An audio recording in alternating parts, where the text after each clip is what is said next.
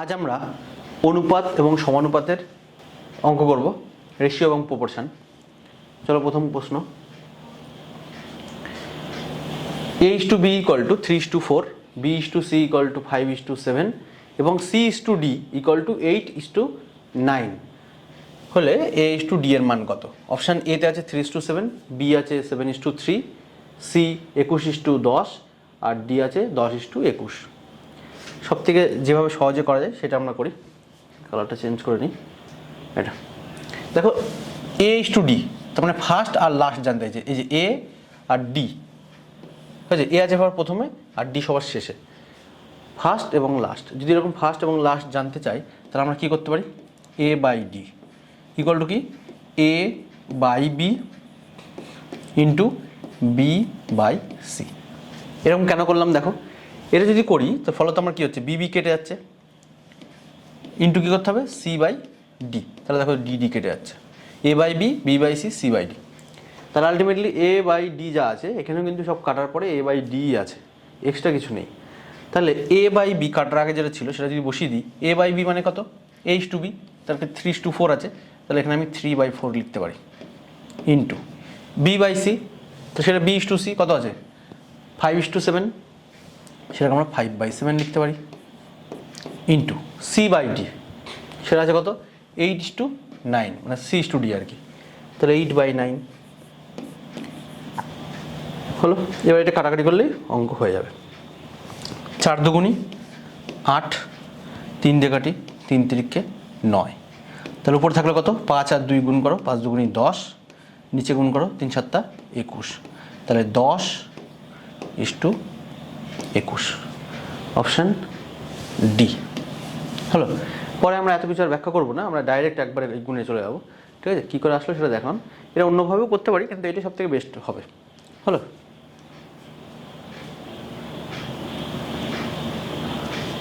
2 নম্বর। চলো, একই কোশ্চেন বলেছে, ফার্স্ট লাস্ট সব দেওয়া আছে, a/d জানতে চাইছে।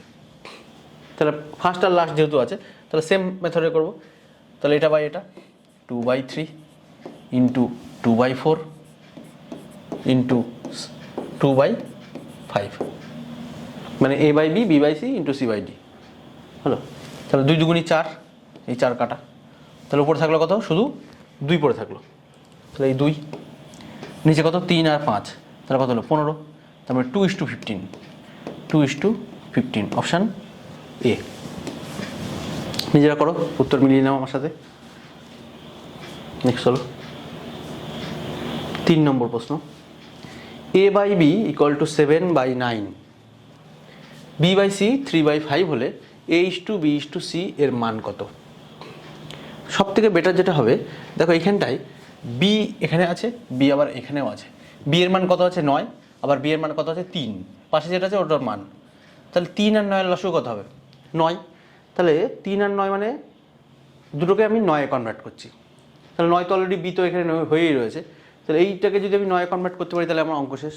তাহলে এটাকে 9 করতে গেলে কত গুণ করতে হবে? 3 দিয়ে, 3 তিরিক্ষে 9, তাহলে এটাকে 3 দিয়ে গুণ, 3 5 15। নিচে তো কিছু গুণ করতে হয়নি, তাহলে উপরে আর গুণ করার দরকার নেই। তাহলে a/b, a/b/c এর মান কত আছে? দেখো এর মান আছে 7, তাহলে 7। বি এর মান কত আছে? এখানেও 9, 3 তিরিক্ষে 9, এখানেও তো 9 পেয়ে গেছি। আর সি কত আছে? 3 5 15, তাহলে এইটা হবে উত্তর 7:9:15, 7, এইটা অপশান এ হয়ে যায়। এটা আমরা আরেকভাবে করতে পারি, a/b/c। a/b কত দেওয়া আছে? 7/9, তাহলে এটা আমরা 7:9 লিখতে পারি, হলো। b/c কত দেওয়া আছে? 3:5, আমরা 3/5, সেটাকে আমরা এর নিচে লিখে দিলাম। পাশে লিখলেও হতো, যদিও আমরা সাইডে লিখছি, ঠিক আছে। তাহলে এখানে 3 আছে, পাশের ঘরে 3, তাহলে 9 আছে পাশের ঘরে, তাহলে 9টা রিপিট হবে। এখানে 3 আছে, তার পাশের ঘরে 3 রিপিট হবে। এখানে কেটে দিই, অথবা গুণ করে তুমি কাটতে পারো। এখানে কেটে দিচ্ছি, তাহলে সোজা হয়ে যাবে। প্রত্যেকটা থেকে দেখো, এখান থেকে 3 কাটা, এই লাইন থেকে 3, এর মধ্যে 3, আর এটাকে কেটে 3 লিখে দিলাম। যেটা কমন থাকবে কেটে দেবো প্রত্যেকটাতেই। এই লাইনের মধ্যে দেখো 3 আছে, এর মধ্যেও 3 আছে, 9-এর মধ্যে তো 3 × 3, তাহলে প্রত্যেকটা লাইন থেকে আমরা 3 কেটে দিতে পারি। করার পরে গুণ করে দাও, তাহলে 7, 9 আর 15, তোমরা অপশান এ। হলো। নেক্সট হলো যার ইচ্ছা আগের নিয়ম বাই নিয়ম যে নিয়মে পড়লেই হবে। 4 নম্বর প্রশ্ন, m/n দেওয়া আছে কত 3:2, m/n দেওয়া আছে 3:2, তাহলে 4m + 5n = 4m - 5n এর মান কত? তাহলে m/nটাকে আমরা কি লিখতে পারি, m/n = কত 3/2, তাহলে যেটা যার পাশে আছে সেটা তার মান। এখানে বলে রাখি বেশ কিছু কন্ডিশন আছে। এই একটা কন্ডিশন ধরো যে এর পাশে থাকলে এর পাশে যেটা পাশে আছে সেটা তার মান, অথবা যদি এরকম থাকতো যে m/3 = n/2, তখন আমরা বলতাম কি যেটা যার নিচে আছে সেটা তার মান, এটা এর নিচে আছে এটার মান। তাহলে এটা হচ্ছে কন্ডিশন 2। কন্ডিশন 3 হতে পারে কীরকম, কন্ডিশন 3 যদি উল্টো করে ভাবি, যেরকম আছে 3/2 = m/n, তাহলে তখন বলবো এটার মান। হলো, উল্টো হতে পারে 4 নম্বরে, যে এটা যদি উল্টো করে লিখতাম যে 3/m = কত 2/n, তখন বলতাম যে এটা যার উপরে আছে সেটা তার মান, তাহলে m এর মান 3, n এর মান 2। ঠিক আছে, তাহলে উপর নিচে ডানে বাই যেখানে থাকুক না কেন সেগুলো তার মান হবে আর কি। তাহলে আমরা যেটা করছিলাম সেটা হচ্ছে কন্ডিশন নাম্বার 1 এটা। তাহলে m এর মান 3, n এর মান 2, তাহলে এখানে পুট করে দিই। আচ্ছা, এটাকে আমরা এইভাবে লিখছি বা এখানে ডাইরেক্ট বসিয়ে দাও। m এর মান কত পেলাম, m এর মান 3, তাহলে যেখানে যেখানে m আছে 3 বসাবো, যেখানে n আছে 2 সেখানে আমরা মানে n এর মান যেখানে আছে সেখানে 2 বসাবো। তাহলে 4 × কত 3 প্লাস 5 × n এর মান কত দেওয়া আছে 2, তাহলে 5 × 2 এত বাই 4m, একই জিনিস আছে শুধু প্লাস আর মাইনাস, তাহলে একই জিনিস আমি লিখে দিচ্ছি, শুধু এখানে -5 × 2, শুধু গুণ করে দাও, 3 × 4 = 12 প্লাস 5 × 2 = 10 বাই 12 - 10, তাহলে উপরে কত হলো 12 আর 10 = 22, 12 থেকে 10 চলে গেলে 2, তার মানে উপরে 11, নিচে থাকছে 1, তাহলে 11:1 অপশান সি। নেক্সট হলো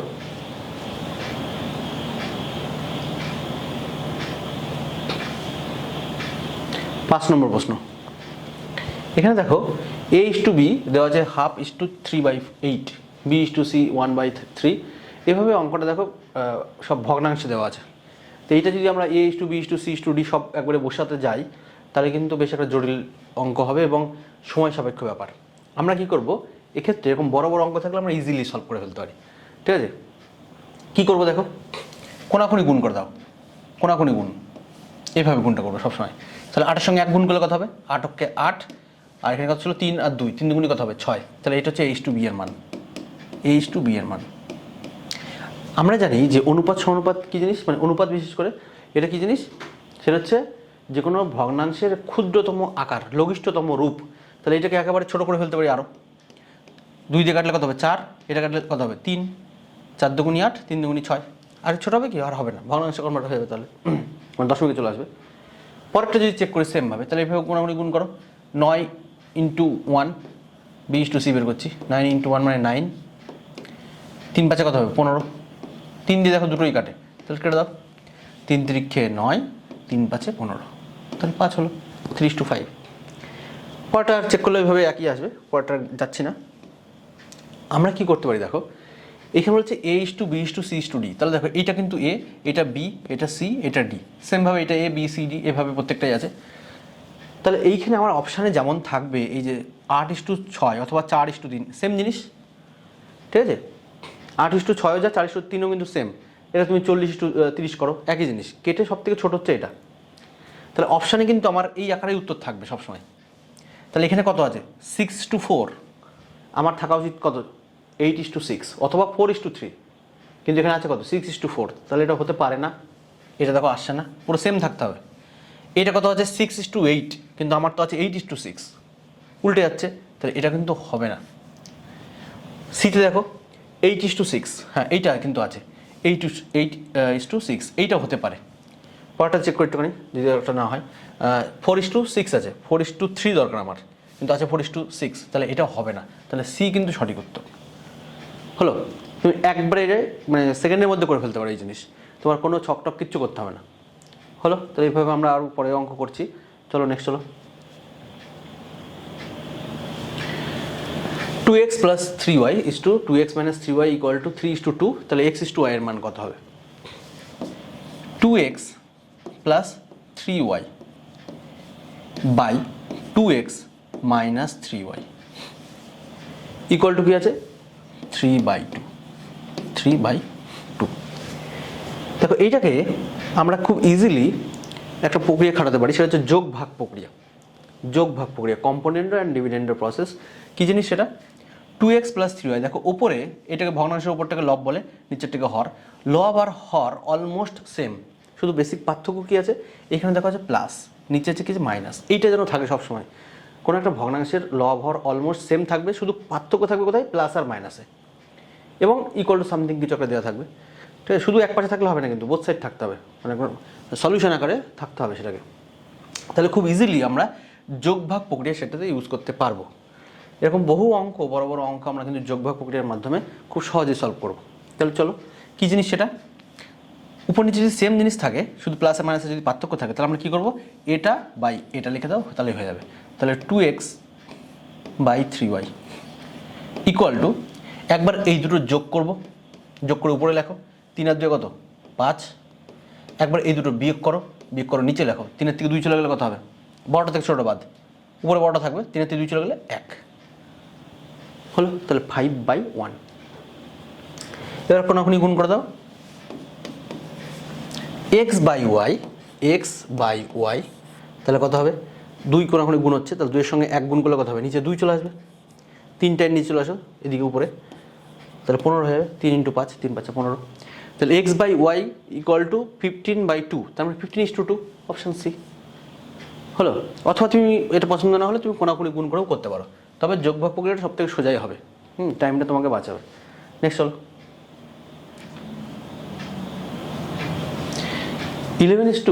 7:11 এর উভয় পদের সঙ্গে কোন সংখ্যা যোগ করলে নতুন অনুপাত 3:4 হবে? একটা আমরা এক্স ধরে করতে পারি, আমরা অন্যভাবে করছি এক্স না ধরে। দেখো সংখ্যাটা বলেছে যে 7:11 ছিল। প্রত্যেকটা পদের সঙ্গে যদি কোনো একটা সংখ্যা যোগ করি, কোনো সংখ্যা যোগ করলে নতুন অনুপাতটা কত হচ্ছে? 3:4। দেখো এই ধরনের অঙ্ক আমরা পিতা পুত্রের অঙ্কও পাবো, সেম পিতা এবং পুত্রের। 5 বছর পরে কত হচ্ছে, ধরো বর্তমানে এটা, 5 বছর পরে এটা, তাহলে সেম লজিকে আমরা এই অঙ্কটা করবো। কিন্তু তখনও আমরা একটা এক্স ধরে করতে পারি, আপনার নর্মাল আগে দেখাচ্ছি, পরে এক্স ধরে আসছি। দেখো এই জিনিসটাকে প্রত্যেকটা পদের সঙ্গে, উভয় পদের সঙ্গেই বলে দিয়েছে। তাহলে উভয় পদের সঙ্গে যদি সেম সংখ্যা যোগ করা হয়, তাহলে আলটিমেটলি ওদের ডিফারেন্স কিন্তু সর্বদাই সেম থাকবে। কিন্তু এখানে ডিফারেন্সটা কত আছে দেখো, প্রথমে দেখো ডিফারেন্স কত আছে এটাতে, 7 আর 11, ডিফারেন্স কত? 4, পার্থক্য 4। 3 আর 1, ডিফারেন্স কত? 3 আর 4, ডিফারেন্স কত? 1। হিসাব মতো প্রত্যেকটা পদের সঙ্গে যদি সেম সংখ্যায় যোগ করা হয়, তাহলে সেম পার্থক্য থাকা উচিত, কিন্তু এখানে পার্থক্য তাই নেই। এখানে আছে 4, এখানে আছে 1। তাহলে এইটাকে আমরা ব্যালেন্স করার জন্য কি করব? এর যে ডিফারেন্স 3 আর 4 এর মধ্যে ডিফারেন্স একটা, এই দুটোকে গুণ করব, আর এর যে ডিফারেন্স 4, সেটা এই দুটোকে গুণ করব। তাহলে করে ফেলি। তাহলে উপর দুটোকে 1 দিয়ে গুণ করা না করা সমান, তাহলে এটা হচ্ছে কত এখন? তাহলে 7:11। উপরে কত হচ্ছে? 4, তাহলে এই দুটোকে 4 দিয়ে গুণ করবো, তাহলে 4 দিয়ে গুণ করলে কত হবে? 3 × 4 = 12 4 × 4 কত? 16। এরা এবার তুমি যদি চেক করতে যাও যে সত্যি কি ঠিক হলো, যে পার্থক্যগুলো কি ব্যালেন্স হলো, দেখো তুমি এবার 7 আর 11 পার্থক্য কত? 4। 12 আর 16 পার্থক্য কত? 4। তাহলে অটোমেটিক এই পাশের ডিফারেন্স, ওপর নিচের ডিফারেন্স সেম হয়ে যাবে। এমনকি পাশের ডিফারেন্সগুলো সেম হয়ে যাবে। দেখো এখানে 11 আর 16, তাহলে ডিফারেন্স কত হলো? 5। 7 আর 12, ডিফারেন্স কত হলো? 5। তাহলে এখানটায় যেটা হলো যে অ্যাকচুয়ালি প্রথমে ছিল কত? 7:11, পরে হলো কত? 3:4। তাহলে অ্যাকচুয়ালি 7:11 ছিল, পরে হলো কিন্তু 12:16। ওই 3:4টাই 12:16 অ্যাকচুয়ালি। তাহলে ছিল 11, হলো 16, তাহলে এর সঙ্গে কত যোগ করা হয়েছে? 5। তাহলে কোন সংখ্যা যোগ করা হয়েছে? 5। এটা। অথবা আমরা এটাকে এক্স ধরে করতে পারি। দেখো যদি এটা না বোঝো তাহলে এক্স ধরে দেখাই। যে সংখ্যাটা আমি ধরলাম 7 ছিল, তার সঙ্গে মনে করলাম প্রত্যেকটা পদের সঙ্গেই আমি এক্স যোগ করে দিচ্ছি। প্রত্যেকটা পদ বলতে 7/11 ছিল, তাহলে এই পদের সঙ্গে এক্স যোগ করলে নতুন অনুপাত কত হয়েছে 3/4। এবার কোনখানে গুণ করে দাও, কত হবে 4 × 7 মানে 28 plus 4x equal to 33 plus কত 3x হলো। 4x থেকে 3x চলে যাচ্ছে, থাকবে কত x, 33 থেকে 28 চলে যাচ্ছে কত 5। ঠিক আছে, তাহলে আমি যেটা ধরেছিলাম যে কোন সংখ্যা যোগ করতে হবে 5, এটাও তুমি করতে পারো, তবে আগেরটা দেখে দেখেই হয়ে যাবে আর কি। হলো, নেক্সট চলো। আমরা ডিফারেন্স দিয়ে করছি, আমরা এক্স ধরে আর দেখাচ্ছি না, ঠিক আছে। এর মধ্যে ডিফারেন্স কত আছে, একই সংখ্যা বলেছে যে উভয় পদের সঙ্গে কোন সংখ্যা বিয়োগ করলে অনুপাতটা হয় 3:2।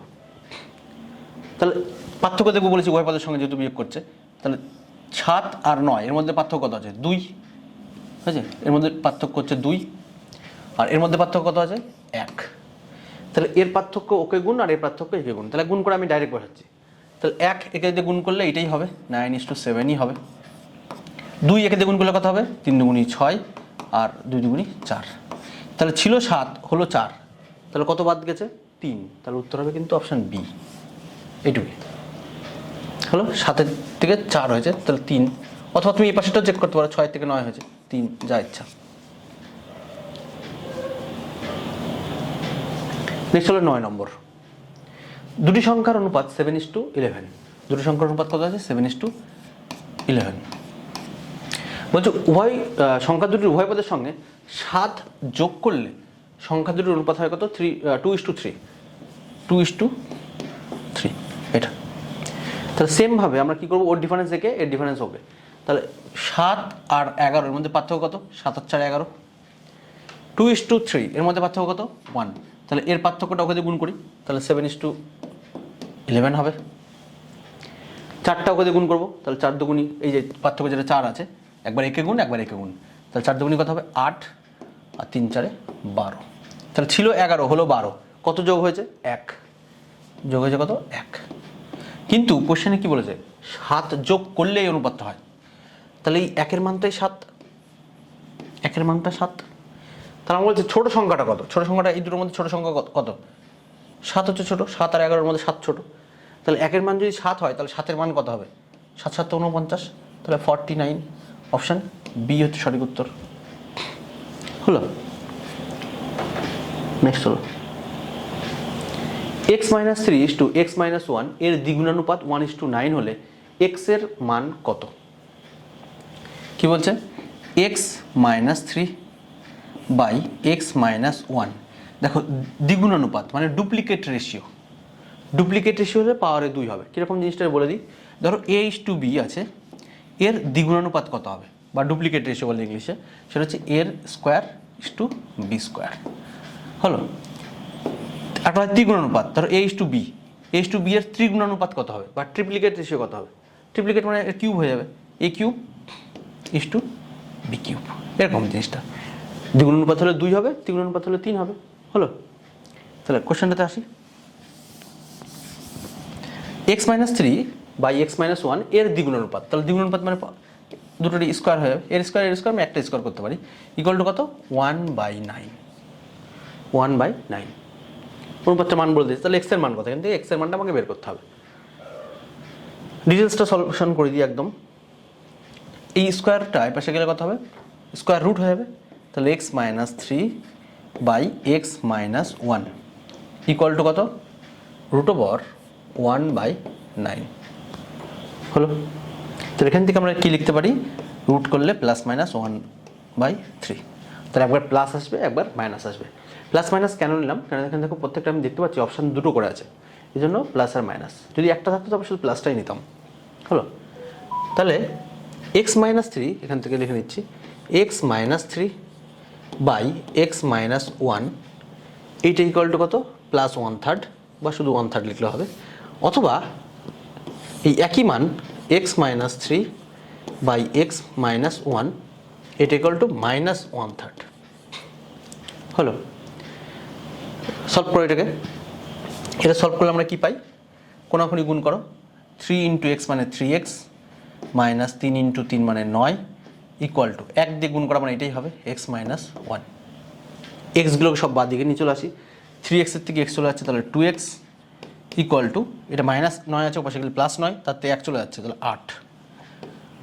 তাহলে এক্স ইকুয়াল টু কত হবে কেটে দিই এখানে 4, তাহলে এক্সের মান পেলাম 4 হলো। নেক্সট চলো এটা সলভ করি, 3 দিয়ে গুণ করলে কত হবে 3x মাইনাস 9 ইকুয়াল টু, আচ্ছা এই মাইনাসটা উপরে আছে না নিচে আছে, এই মাইনাসটা সবসময় আমরা উপরের দিকেই চিন্তা ভাবনা করবো, ঠিক আছে। তাহলে -1 দিয়ে -xকে মানে -1 দিয়ে xকে গুণ করলে কত হবে -x, এখানে মাইনাস এখানেও মাইনাস, তাহলে মাইনাস মাইনাসে কী হবে +1 হলো। তাহলে এক্সগুলোকে সব একদিকে নিয়ে চলে আসি, 3x এটা পাশে -x ছিল, এবার আসলে কী হবে +x, তাহলে 3x আর এই একটা x তাহলে কত হলো 4x ইকুয়াল টু এ পাশে -9 ইকুয়াল টুর পাশে গেলে +9, তাহলে 9 আর এর পাশে 1 আছে তাহলে 10 হয়ে যাবে। তাহলে x ইকুয়াল টু কত 10/4, 2 দিয়ে কাটি 2 5, তা 5/2, তাহলে x এর দুটো মান পাওয়া গেল, একটা পেলাম কি x এর একটা মান পাওয়া গেছে 4, আরটা পাওয়া গেছে কত 5/2, 4 আর 5/2, অপশান এ হবে হলো হয়েছে। তবে দেখো যদি পরীক্ষায় দেখা গেল একটা টাইম টেকিং ব্যাপার হয়ে যাচ্ছে, এখানে হাতে স্পিড থাকতে হবে, প্র্যাকটিস করতে হবে প্রচুর, আর যদি মনে হয় এটা টাইম নষ্ট হচ্ছে প্রচুর তাহলে তুমি আরেকভাবে আরেকটা করতে পারি, আমরা ট্রায়াল অ্যান্ড এরর মেথড খাটাতে পারি, ট্রায়াল অ্যান্ড এরর মেথড এই জিনিসটা খাটাতে পারি আমরা অনেক অঙ্কেই, বড় বড় অঙ্ক তখন কিন্তু এইসব দেখবি আমরা এইসব খাটাবো আর কি, ট্রায়াল অ্যান্ড এরর।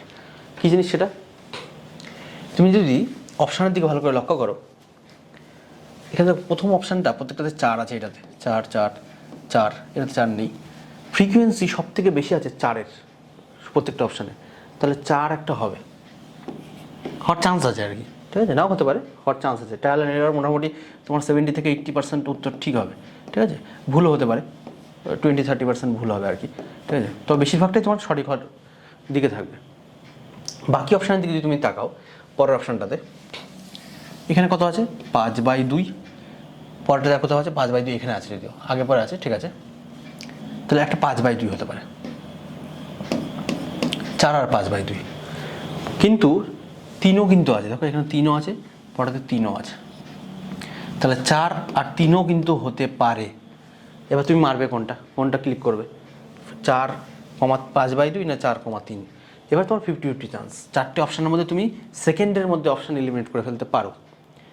আর যদি মনে হয় যে এটা ভালো লাগলো না তাহলে তুমি ওটা ডিটেলস করতে হবে।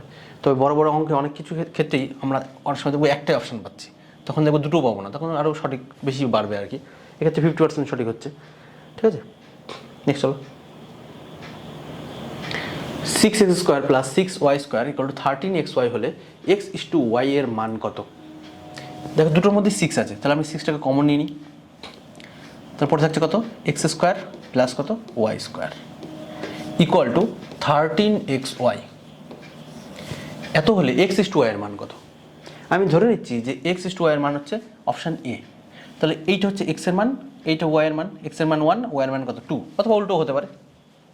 তাহলে যেখানে যেখানে x আছে সেখানে বসিয়ে দিই, x এর মান বসাবো কত 1 আর y এর মান 2 বসাবো, তাহলে বসাই 1-এর স্কোয়ার, y এর মান কত ধরেছি 2, তাহলে 2-এর স্কোয়ার, তার সঙ্গে 6 দিয়ে গুণ, তাহলে 1-এর স্কোয়ার 1 আর 2-এর স্কোয়ার কত 4, তাহলে 4 আর 1 5, তাহলে দিকটা 5 হলো, 5 × 6 মানে এপাশে 30 আসছে হলো। তাহলে সেম এ পাশে যদি চলে আসে তাহলে আমার উত্তর মিলে যাবে, তাহলে কত হলো এ পাশে 13, x এর মান 1 ধরেছি আর y এর মান 2, তাহলে 13 2 কত 26, তাহলে 30 আর 26 তো সেম জিনিস না, তাহলে এইটা যেটা আছে এটা কিন্তু হবে না, অপশান এ হবে না হলো, তাহলে এটা ভুল।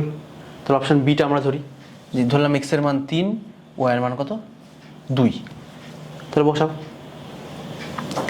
x এর মান 3, y এর মান 2, তাহলে এই লাইনে বসাচ্ছি, 6 কমন নিয়েছিলাম, x² + y² ইকুয়াল টু কত ছিল 13xy, তাহলে x এর মান 3 ছিল, তাহলে 6 × 3-এর স্কোয়ার প্লাস কত 2-এর স্কোয়ার ইকুয়াল টু 13 × 2 × 3, এই পাঁচটা সেম চলে আসলেই আমার উত্তর মিলে যাবে। করি, ঠিক আছে, 3-এর স্কোয়ার কত 9 প্লাস 2-এর স্কোয়ার কত 4, ইন্টু কত 6, তাহলে 6 ইন্টু 9 আর 4 কত 13, এপাশে কত আসছে দেখো 13, 2 আর 3 গুণগুলো কত হয় 6, তাহলে 13 6 আর 6 13 একই জিনিস, দুপাশে সেম চলে আসছে, তোমার গুণ করে দেখারও দরকার নেই কত আসছে, ঠিক আছে। 6 ইন্টু 13, 13 ইন্টু 6, দুপাশে সেম জিনিস চলে আসছে, অতএব উত্তর বি হবে, ঠিক আছে। অথবা তুমি যদি এগুলো অপশান টেস্ট তোমার মনে হয় ভালো লাগছে না, তুমি ডিটেলস করতে পারো, কিন্তু সময় নষ্ট হবে, মিডিল টার্ম দিয়েও করা যায়, ঠিক আছে।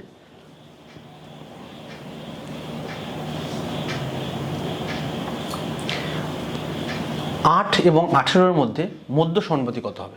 মধ্য সমানুপাতি, ঠিক আছে, মধ্য সমানুপাতি। এর আরও কিছু নাম আছে বলে দেখি। বিভিন্ন পরীক্ষা এবং অনলাইন পরীক্ষা যেগুলো বাংলা কোশ্চেন এখন বর্তমানে হচ্ছে, তার বিভিন্ন রকম নাম দেয়। ধরো মধ্য সমানুপাতি, পরীক্ষা অনেক সময় গড় সমানুপাতি থাকে, গড় সমানুপাতি একই জিনিস, হয়েছে। ইংলিশে যারা পরীক্ষা দাও তাদের কোশ্চেন আসে মিন প্রপোর্শন, মিন প্রপোর্শন, ঠিক আছে। এই টার্মগুলো তোমাকে জানতে হবে যে এই জিনিসই ওই জিনিস, ঠিক আছে। মিন প্রপোর্শন বা গড় সমানুপাতি বা মধ্য সমানুপাতি। তাহলে আমরা করি এটাকে, দেখো মধ্য সমানুপাতি বা গড় সমানুপাতির ডিরেক্ট আমরা লজিক মনে রাখবো, সেটা হচ্ছে প্রথম সংখ্যাটাকে আমরা ধরবো এ, পরের সংখ্যাটা বি। সবসময় মধ্য সমানুপাতি সবসময় দুটো ডিজিটের মধ্যে বেরোয়, তাহলে একটাকে ধরলাম এ আর একটা ধরছি বি। এ এবং বি এর মধ্য সমানুপাতি কত হবে? মধ্য সমানুপাতি, সমানুপাতি, হচ্ছে। এটা একটু মনে রাখলে ভালো হয়, এটা আমরা কমিট টু মেমোরি মনে রাখবো, আমরা এটাকে নাম দিই কমিট টু মেমোরি। যেগুলো মাথায় কিছু জিনিস রাখতে হয় সেগুলোকে কমিট টু মেমোরি বলছি। তাহলে এ এবং বি এর মধ্য সমানুপাতি কী হবে? এটা ডিরেক্ট মুখস্থ রাখো, A B, root over A B. প্রমাণ করা যায় যে কেন আসছে, দেখ পরীক্ষা হলে বারবার প্রমাণ করতে গেলে টাইম নষ্ট হবে, ঠিক আছে। এটা ডাইরেক্ট মনে রাখো যে রুট ওভার এ বি। দুটো টার্ম দিয়ে শুধুমাত্র মধ্য মানে সমানুপাতি বেরোতে পারে, এই একটা, আরটা হয় তৃতীয় সমানুপাতি, তৃতীয় সমানুপাতি। সেটা কি? বি স্কোয়ার বাই এ হলো। তাহলে মধ্য সমানুপাতি রুট ওভার এ বি, আর তৃতীয় সমানুপাতি বি স্কোয়ার বাই এ। এই হচ্ছে দুটো ডিজিট দিয়ে মানে দুটো অঙ্ক আসতে পারে সমানুপাতির। এটা বাকিগুলো সব তিনটে ডিজিট দিয়ে আসবে। ধরো তোমার প্রথম সমানুপাতি আসলো, দ্বিতীয় সমানুপাতি আসলো বা চতুর্থ সমানুপাতি আসলো, তখন কিন্তু মানে তিনটে করে টার্ম দেওয়া থাকবে। এবং যে কোনো চারটে সমানুপাতির মধ্যে যদি তিনটে টার্ম জানি, বাকিটাকে এক্স ধরলে অঙ্ক হয়ে যাবে। তাহলে এই দুটোতে তখন এক্স ধরলে একটু সময় লেগে যায়, তাহলে এটা মনে রাখাটা বেটার। তাহলে অঙ্ক চলে আসো। মধ্য সমানুপাতি কেবলই বললাম যে রুট ওভার কি এ বি, তার মানে রুট ওভার এই দুটোর সঙ্গে গুণফল 8 ইন্টু 18 হয়ে যায়। 8 আর 18 গুণফল আমরা জানি যে কত হবে। তবু যারা ধরো বড় ঘরের নামতে পারো না, তারা কী করতে পারি দেখো, 8টাকে ভেঙে আমরা দুটো সংখ্যার আকারে লিখতে পারি, 4 ইন্টু 2, তাহলে 4 দুগুণী 8 ইন্টু 18টা থাকুক। তুমি দরকার হলে তুমি 18 ভাঙতে পারতে, আমি আর ভাঙলাম না, থাক।